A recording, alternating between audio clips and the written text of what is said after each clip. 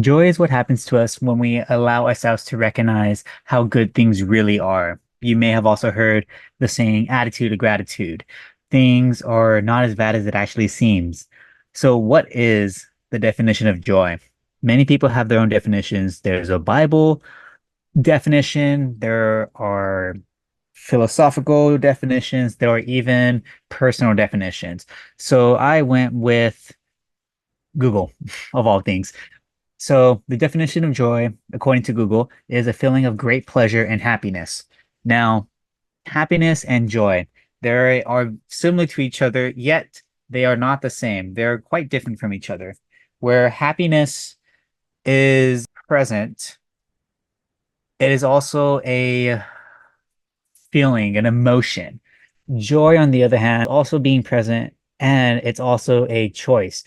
You can be happy and you can also choose to be joyful. This is sounding extremely confusing, but joy is not simply a feeling of a feeling that happens. It is that excitement, exhilaration.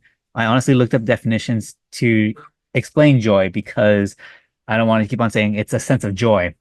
That's a great definition. Never use the word, it's the own word, the word you're defining in its definition. It doesn't make sense. But joy is that delight, that cheerfulness inside. If we look into a biblical perspective, joy is one of the fruits of the Spirit. Specifically, it's a second fruit. It is after love, but it's before peace. Got to be able to love, got to be able to care. And with that, you'll find joy. You'll find peace. You'll find patience, kindness, goodness. With all those, you'll have faith in the future. You have faith in God. And when you have faith that everything is under control, you feel a need to be more gentle and calm. You have more self-control. It all overlaps with each other. Whether you're religious or not is a totally different thing.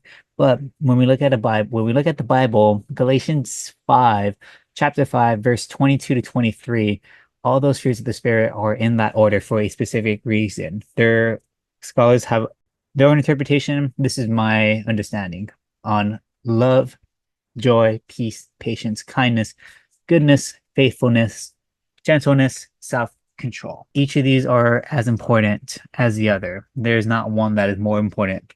Choose joy when in doubt. It's as simple as that. It's a choice. We have that opportunity.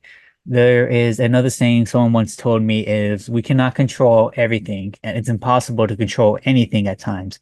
However, we have the opportunity to control our action, well, our response and action. So because joy can be an action, we can choose to be joyful even in the times of struggling, even in the times of frustration and anger. With it right now being summer and it's hot. I'm not a fan of heat. I have the opportunity to be joyful despite being in covering in sweat. I mean, you may not be able to see it right now, but I'm sweating like crazy. And am still choosing to be joyful because there is AC. I'm able to record an episode. There is a cat that's staring at me right now. That's maybe joyful, may not be joyful. It's up to your interpretation. But yeah, choose joy when in doubt, and you'll be surprised how much better life can become. And no matter what, even if you are joyful and people aren't joyful around you, just continue to be joyful. Joy, just like passing a smile, is very contagious. And also yawning. So if they're mad at you, just yawn and they'll stop looking at you.